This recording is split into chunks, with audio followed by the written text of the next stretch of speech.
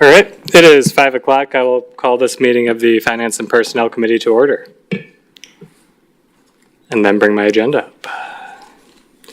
We'll begin with the roll. Elder Feldy is excused. Elder Ackley?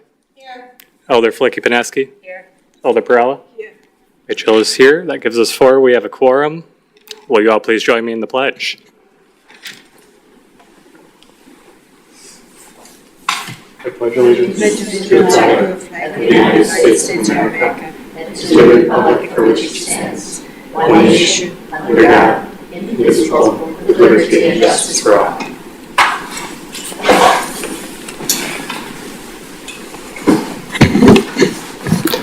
All right, but that brings us to item number 4, and barring any objections, we'll jump over the introductions of everybody.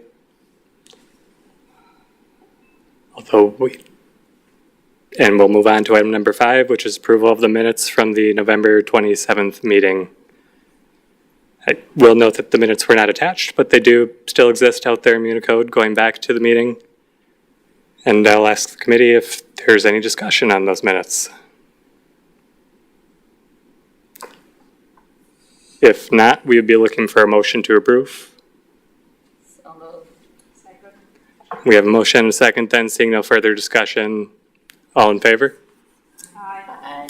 All opposed? Chair votes aye. The ayes have it. The motion passes. That brings us to item number 6, which is RO number 37 of 2324 by the city clerk submitting an itemized claim and statement from BVU. So this matter is in front of you. It's a claim that the city has already denied, so it's here for just filing. Questions or comments on this one? Elder Flicky-Paneski? Thank you.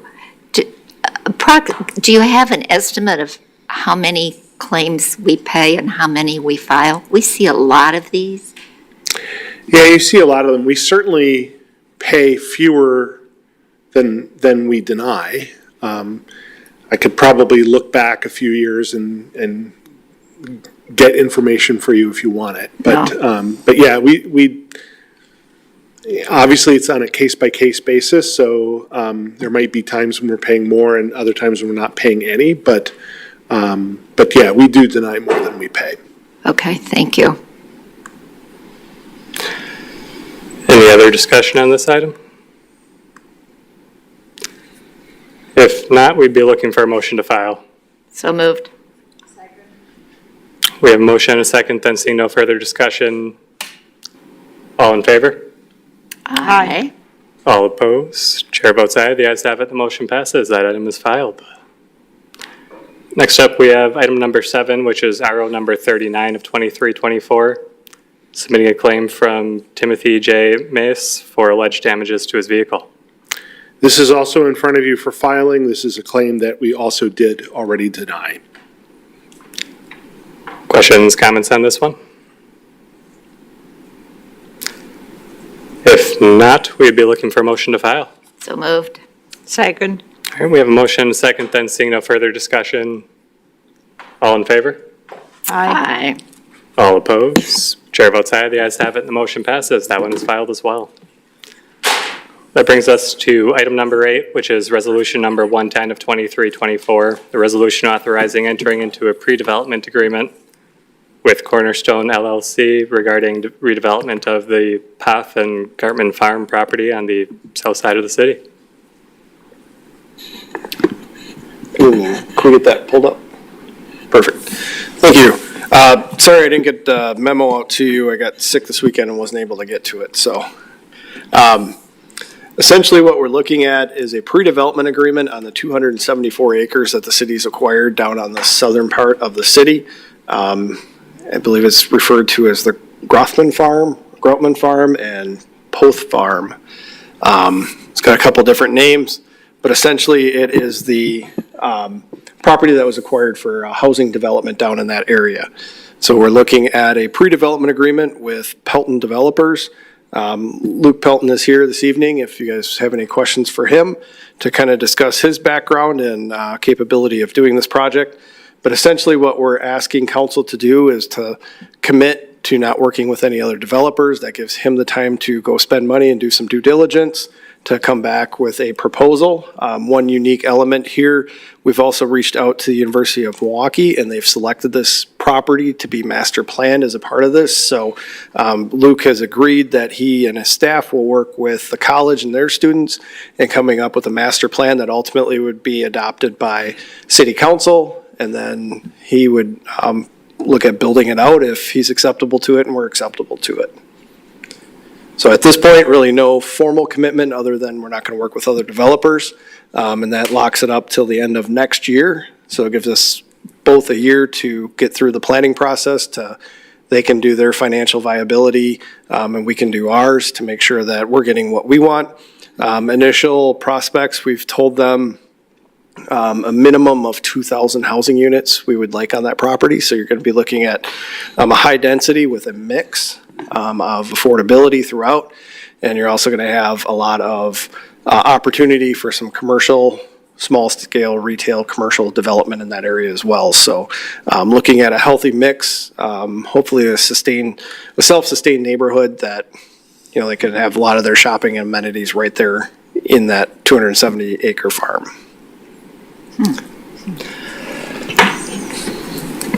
I guess I would ask, do the potential developers have anything that you would like to add? Background. Come up here. Yep.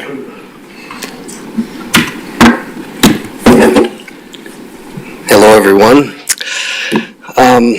Anything to add? Well, I guess I know how to develop. I know how to build pretty much anything. I am not a master planner, but, you know, we really like the area of Sheboygan. I think there's a huge, huge need for housing, and we'd like to help in any way we can. We have, you know, we've built probably over 600 apartments, over 60 single-family homes, most of which I've done with my own hands. We manage as well. So we own and operate 555 apartment units, but single-family, multifamily is our main, I guess, our main go-to. Retail, we haven't done a whole lot of, but we do plan on partnering with some local builders and developers to make this happen, because obviously it's a pretty big project, so. Thank you, and thank you both for being here today. Yep, thank you. I'll then turn it to the committee. Any questions on this one? Alder Flicky-Pineski. Thank you. So your previous largest development was 600 units? No, we've done, in total, we've built over 600 units. Okay. In the last 20 years. We own and manage 555. Our previous, we've worked with Casey in the past at Baraboo, so it was a 120 acre property. I think it was 56 developable acres, and there's 80 single family lots that we're in the process of developing now, as well as 170 apartment units and also some zero lot line duplexes. So that's been the biggest we've done to date. Okay, so I heard that your sweet spot is single-family and multifamily Yeah, homes. multifamily, but we do both, yes. Okay, thank you. Alder Perella. Yeah, what is the extent of the collaboration with UW Milwaukee again? So how does it work? And what is that they are going to do? So as part of their, I believe it's the landscape architecture course for their master's program, this will be a capstone project for that program. So the students, I believe they have 2 to 3 projects to pick from. They'll commit to our project, and then those students will work through the semester, basically creating the master plan, working with city staff and the developer to come up with a master plan that ultimately would come before council, and you guys would ultimately approve the final work product. And that essentially creates the guide on how it will be built out. So we're trying to look at gauging density. Obviously, market absorption is going to affect that. So, you know, if we've got too high a density and it's a product mix that necessarily isn't going well, we'll make adjustments. And we've done that with Pelton developers in the past. I have, where they'll continue the same footprint but change their build-out pattern.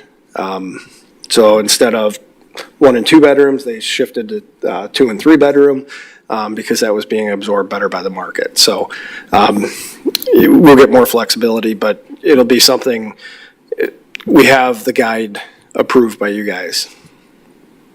Yeah, thank you. I like very much this idea of the collaboration with the UW. I just was wondering, what's the advantage of going with that? I mean, with having them working on, or there is no advantage really, just supporting their programs in this way as well, or there is advantage of doing it, having the master plan with them? There's a lot of advantage financially. I mean, this is, ultimately, we got to come up with a conceptual plan. The developer needs that to be able to start doing a site grading plan and all those other things. We need that to understand where our roads are going to go, start building our stormwater plans.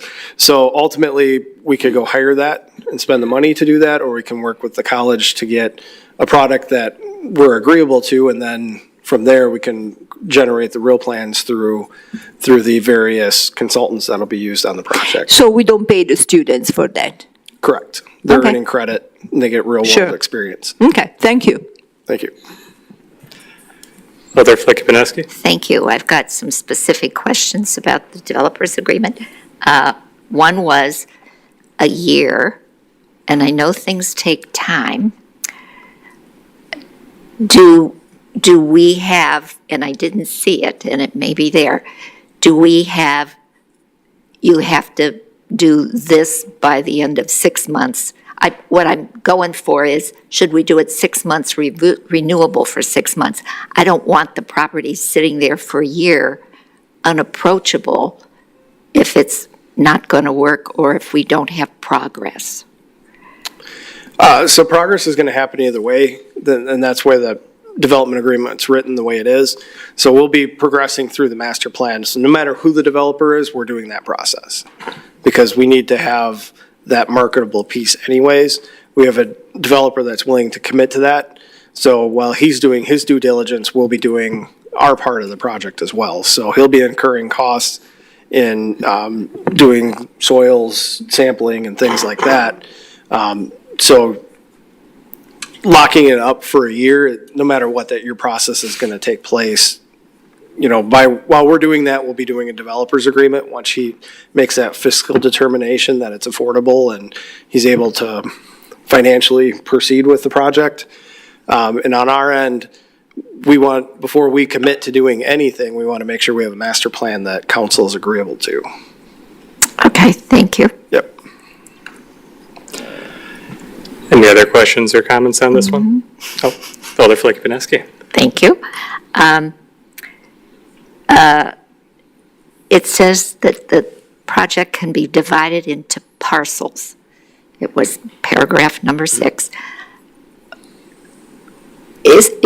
Are the parcels for types of housing? Or we're going to segregate a parcel off and then there's the remaining parcel which may or may not be the same developer? See, and that's why we have the master plan. So the master plan is going to lay over what all the parcels are, how they're going to be used. So that ultimately is how it will get built out. So what'll happen is, whether it's Pelton Development or other developers that come in that they may partner with, they'll do parcels of that 270 acres, and they'll break that off into separate LLCs, and those will become self-sustaining organizations that will build the projects and finance them. Okay, that I get it. Thank you. And the other was number 9B, which said miscellaneous not assignable. Do you remember what that was about? I mean, I looked at that and said, well, there's a catch-all. Yeah, that's a legal question, so I'll answer good.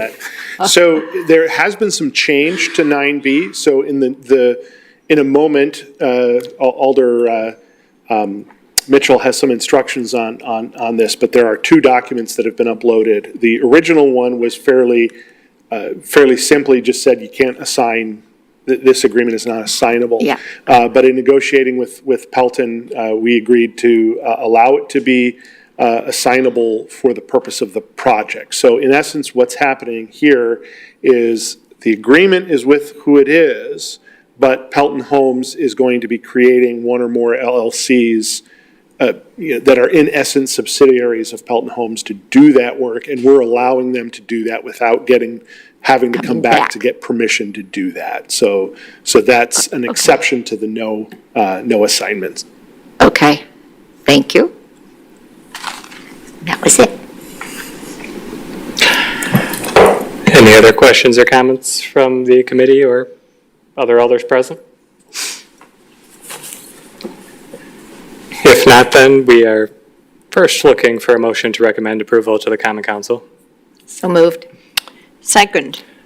Right, and with a motion and a second on that, as Attorney Adams had alluded to, we have two versions of this document attached on the agenda. The original draft of the agreement, which states draft in the title of the attachment, and then the finalized updated agreement that includes the changes that Attorney Adams just explained.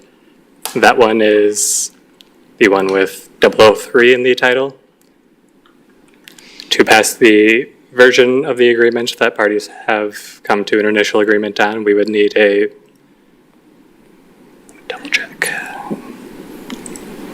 And a motion to amend so as to recommend the corrected document to the Common Council for passage. Would we have such a motion? So that would be the second version? Yes, the one with 003 in the title. 003. And yes, I very much just wanted to say 003 one more time. Yeah. Okay. Everybody's happy with the amended one? Yes. Are we happy with the amended one? Yes. So moved. Second. We have a motion and a second to amend the motion so as to recommend approval of the resolution, the pre-development agreement that includes 003 in the title last time. If there's no further discussion on this one then, and this vote is just on the amendment to swap the documents, I will ask all those in favor to indicate by saying aye. Aye. All opposed? Chair votes aye. The ayes have it. The amendment passes. And that brings us back to now the amended resolution. Is there any further discussion on the main document as amended? Seeing none, all in favor of passing the amended resolution? Aye. Oh, do we need a motion? No. No, we're back to the main motion. main We have motion. one aye. Okay. Aye. Aye. Aye. All opposed? Chair votes aye. The ayes have it and the motion passes. Just to recap, that was the final vote we needed to recommend the amended resolution back to council. Council. We do get to go through the exercise one more time yet this evening, but not for a couple items. That is the end of item number 8, and that does bring us to item number 9. Before we do, I will say again, thank you for coming. Appreciate it. We look forward to seeing what the future of the project will be. All right, moving to item number 9 then, which is resolution number 112 of 2324, a resolution authorizing the issuance of a refund for excess property tax payable to Sheboygan Outboard Club related to 2022 real estate tax for parcel number 592818953668P.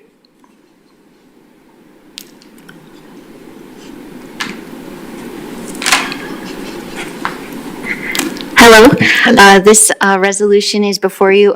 As we have in the past, just I think a month ago, this parcel was taxed too high, so it is a request to be able to refund that parcel due to the error. Questions or comments on this one? If not, we'd be looking for a motion to approve. So moved. Second. All right, we have a motion and a second, then seeing no further discussion. All in favor? Aye. All opposed? Chair votes aye. The ayes have it and the motion passes. That brings us to item number 10, which is resolution number 113 of 2324, a resolution obligating American Rescue Plan Act, or ARPA funds, to pay for various eligible capital projects, and authorizing the finance director to complete a 2024 budget amendment with associated anticipated costs.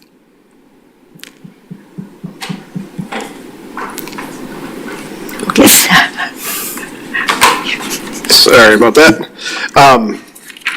So we sent the memo out, essentially, we had about $1.7 million of ARPA, almost 1.8 million, that we needed to reallocate.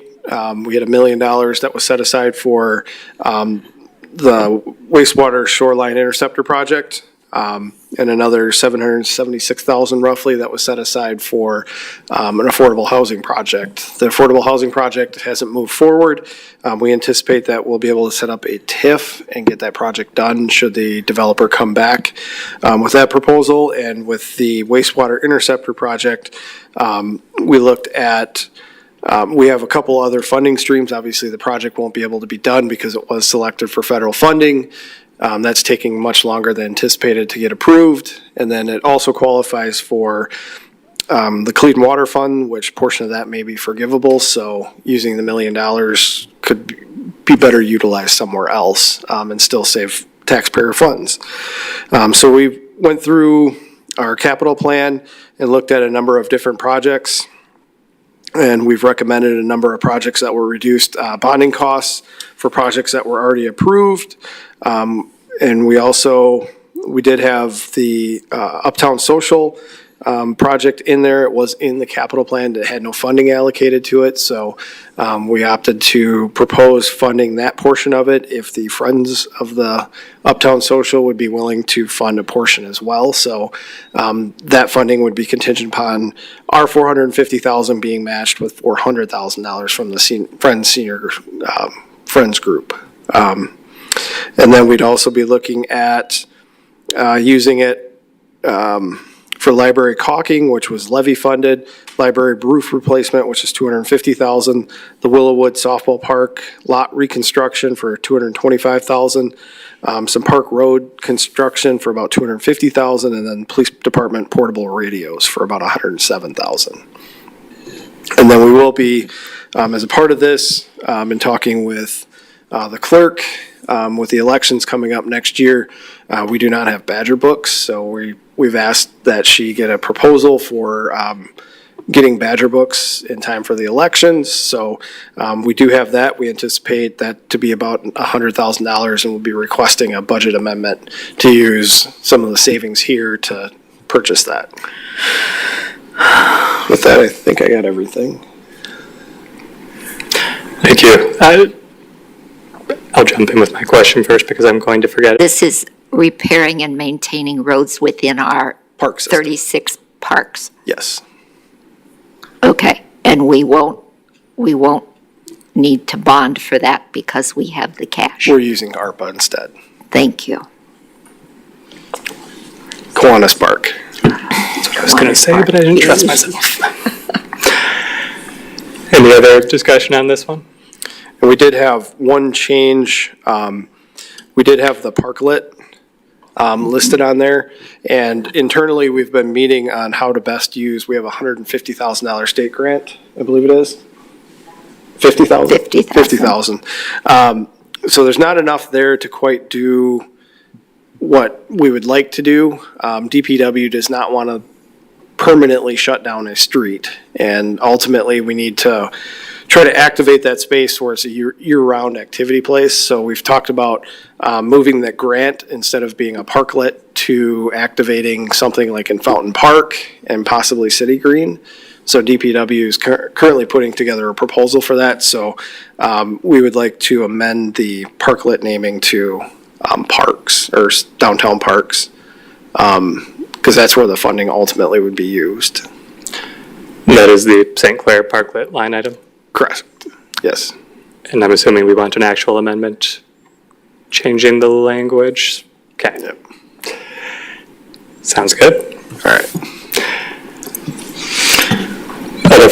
Thank you. So we aren't going to have a parklet because they don't want to shut down the street? Is that what I'm hearing? We don't know. We don't know. Okay. We're going through different options to see what best would draw people downtown and going through different opportunities that we might have.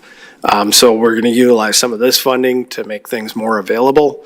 But with DPW does not want to close off a street permanently for parklet use. And so we're looking at, we don't have enough money to really do something in the street to make it permanent anyways. So looking at other opportunities to still activate a space, hopefully for year-round use as opposed to just summertime use. So the dollars are heading to City Green and Fountain Fountain Park. Park. Yes. Okay, thank And you. we'll have a proposal before anything's spent for your guys' consideration. So we won't be proceeding with anything. We just want to make sure that that funding's available to meet what that grant intended and ultimately what downtown needs. Thanks. How did, given the size of the capital budget and the size of our regular budget, how did you scope down what you picked? What was some of the I criteria? had it in the memo to kind of explain. Yes, some of it. So essentially, finance department, myself and the mayor went through the capital plan and just went for projects that would be eligible to use ARPA funding with the goal of reducing either how we utilize levy or Bonding. reduce the amount that we had to bond for. Okay, So that was the main goal, and obviously not every project is going to qualify for using ARPA, so we had to make sure that we're hitting those projects specific to ARPA qualified. and I'm understanding that ARPA has a drop dead date for you don't use it, you lose it. Correct. Got it. Alder Perrella? So a couple of things. The parklet, we said that because we want to make sure to invest that the project is, beneficial to the whole town or the whole city. So I assume that it was determined that the parklet as it is right now is not, doesn't meet that criteria, that criterion. It would meet the grant criteria, but it's only a temporary use, so Yeah. Okay. it comes out each fall and it goes back in each spring. So we're looking at how do we get something that's used year-round and an amenity year-round. Right, yeah. And because they don't want to close that road permanently, then that's the reason we are looking at a different location. Yes, correct. Right.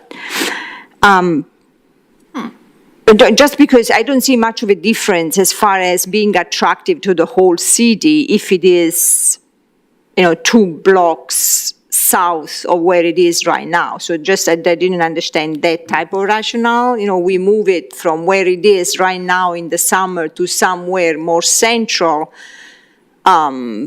because it's more attractive to the city. I don't see that much. It's to No. put in permanent amenities that would be Yeah, available right, year-round, as right. opposed to a street that we have to remove it each year. Right, okay, yeah, I get that, thank you.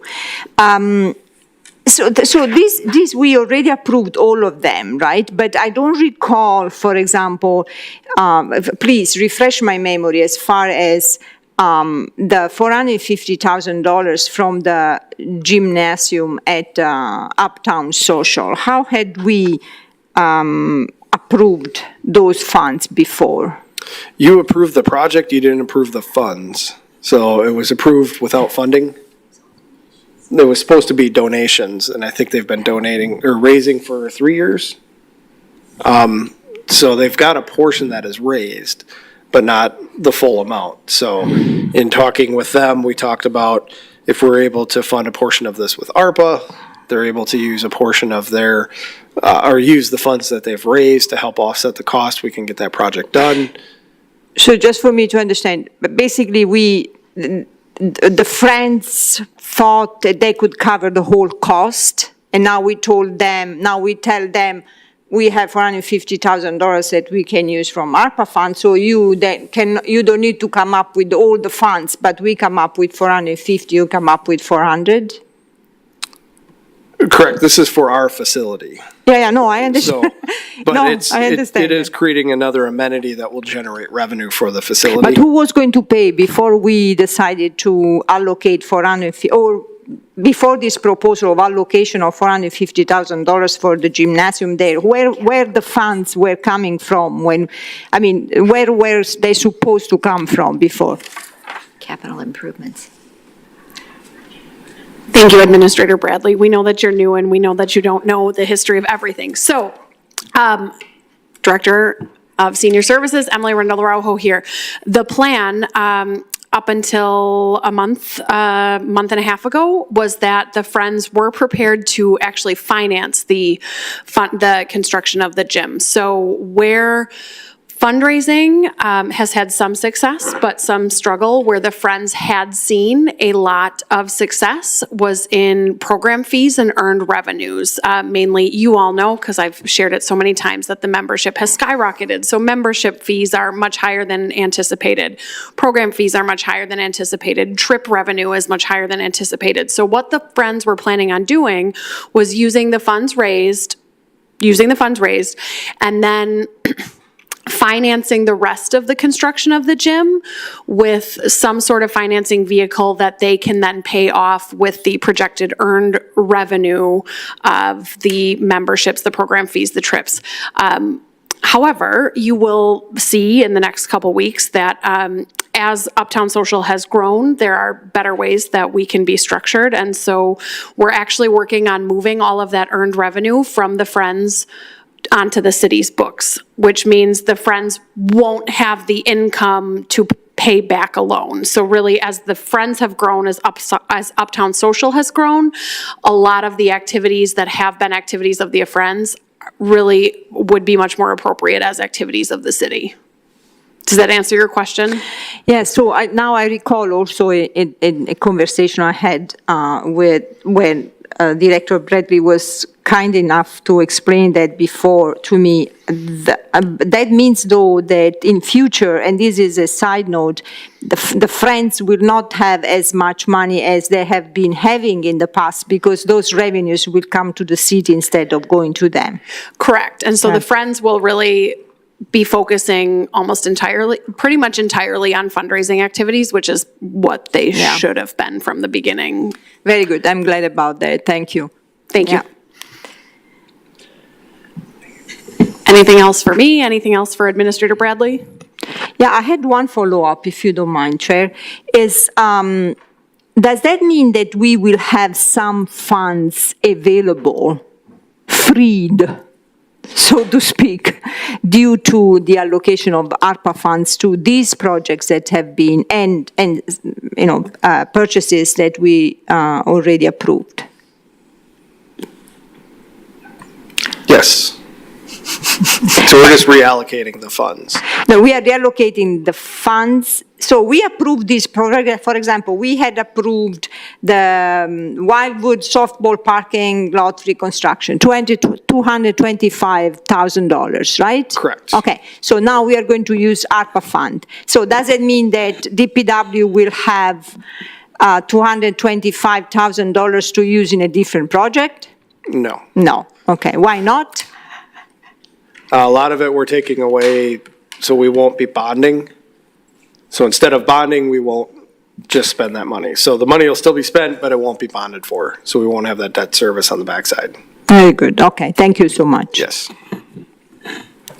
Anyone else? Any other discussion on this one?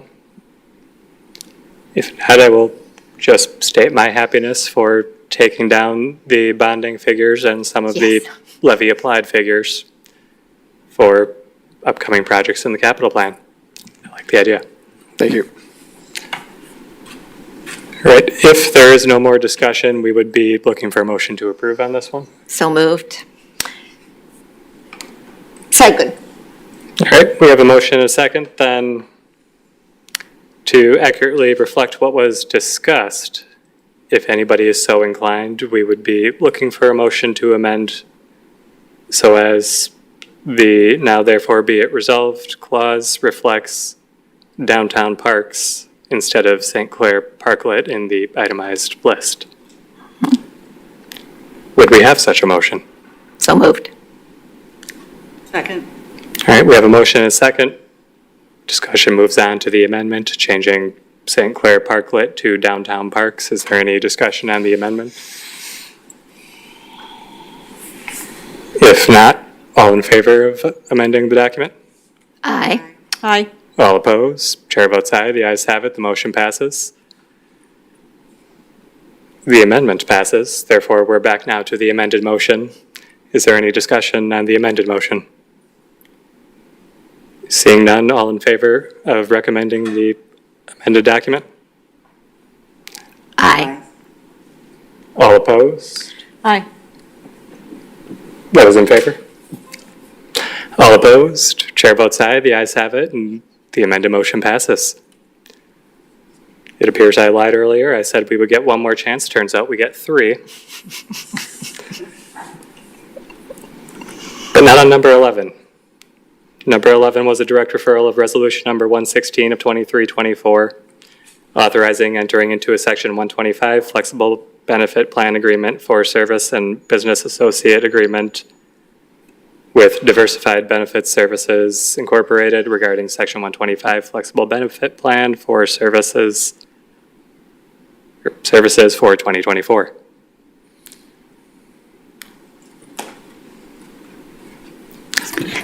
As part of the employees' benefit plan, we at the city offer them the opportunity to take advantage of some tax advantage plans, one of them being the Flex plan.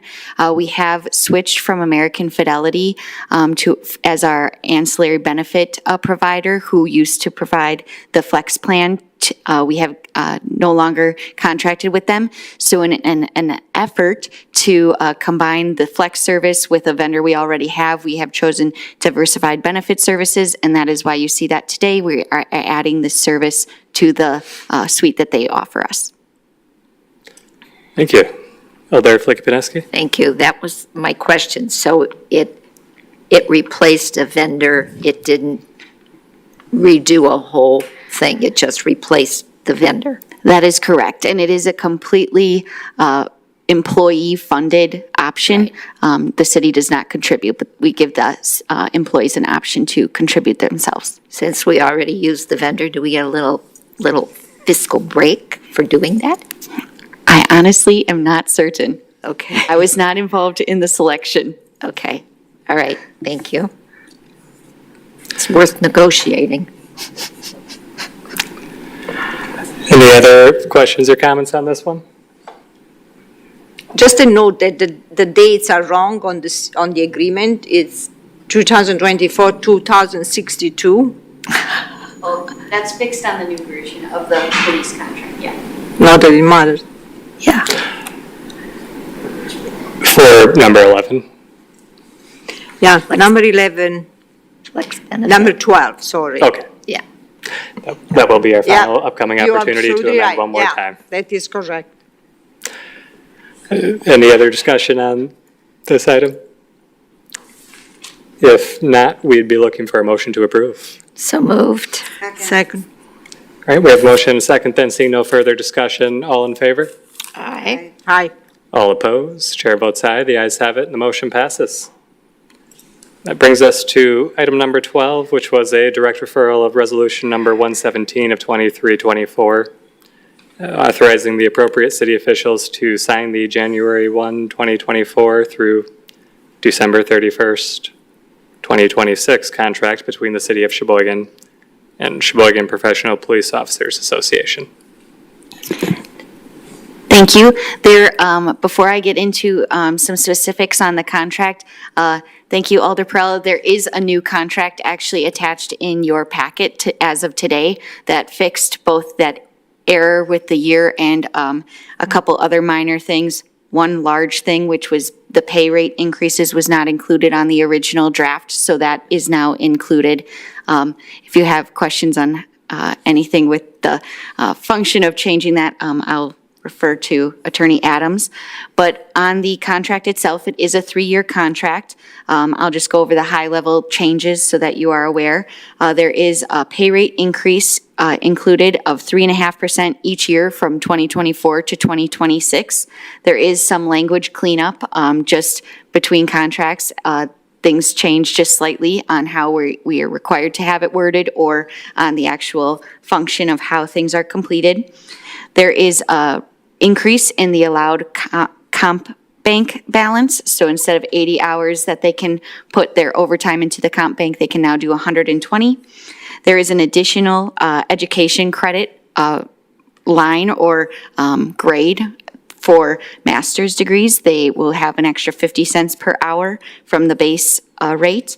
There is the increase to retiree health insurance credits. This is a longstanding sick time converts to retiree health insurance upon retirement. So the rate that we have agreed to tentatively is matching the fire union's rate. And then the last item that of note is there is an additional section for lateral transfers. So if there's an individual who is looking to come to the Sheboygan Police Department from another area, or even not in the area, I suppose, police department, it has language on how that would be treated.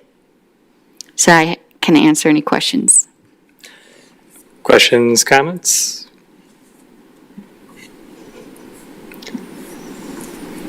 From committee or alders present? If not, we will go through the exercise one more time. Thank you.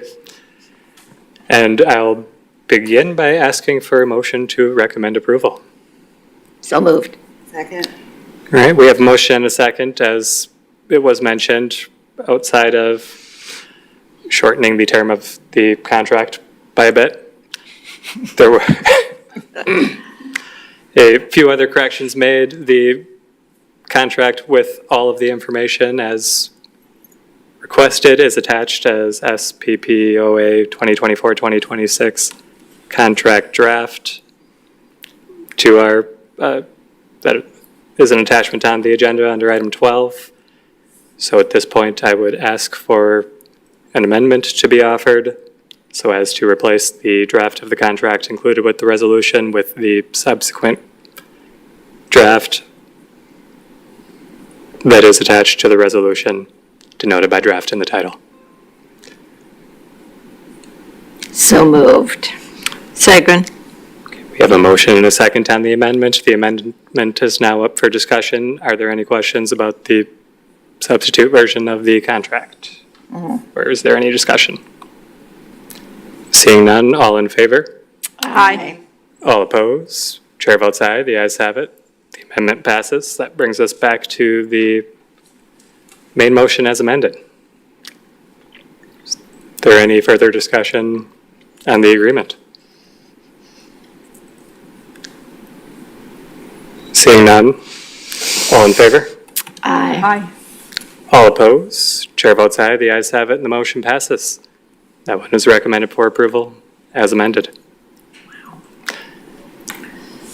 Having hit, I believe, our record of amended documents through one Finance and Personnel Committee meeting, our next meeting date is to be determined and hopefully very shortly.